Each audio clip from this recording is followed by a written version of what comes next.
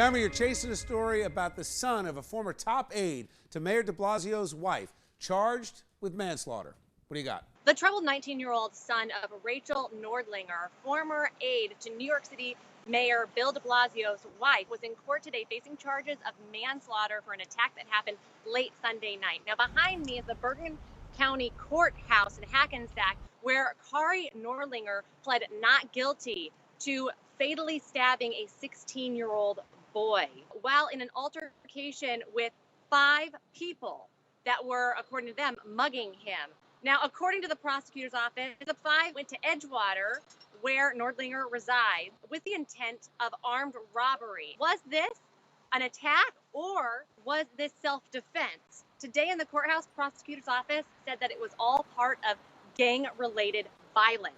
What they laid out for us was that Noerdlinger had a relationship with the boy that was stabbed. The events began because SL believed and thought that he was owed money from Khari Noerdlinger. The evidence showed, and it does show, that they in fact were drug dealers. Regardless of what he was, it doesn't change the fact that he was attacked by armed people.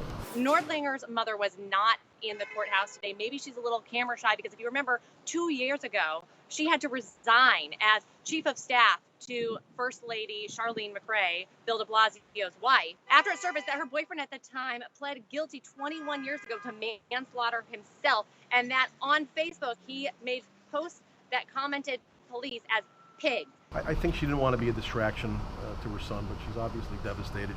I've known Rachel for well over a decade, and I can tell you that her son means everything to her. I note from the outset that the bail of $500,000, no 10%, is indeed within the guidelines set forth by the Administrative Office of the Courts for this type of crime. Is that high in a case like this? With no chance to pay 10%, absolutely. Clearly something was going on that everybody involved got arrested and is being charged. At first glance, it does sound like self-defense. Why the charges? Not only is he charged with manslaughter, but he's also charged with possession of a weapon.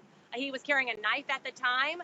They also allege that he took evidence from the scene, and when the police got there to question him, he had changed his clothes. This is exactly why Mayor de Blasio's family dropped Rachel Noerdlinger. They can't afford these kind of scandals in their administration or with anybody associated with their administration. Look, whether he intended to actually kill this young man who was attacking him allegedly, they knew each other. They were in the same circles.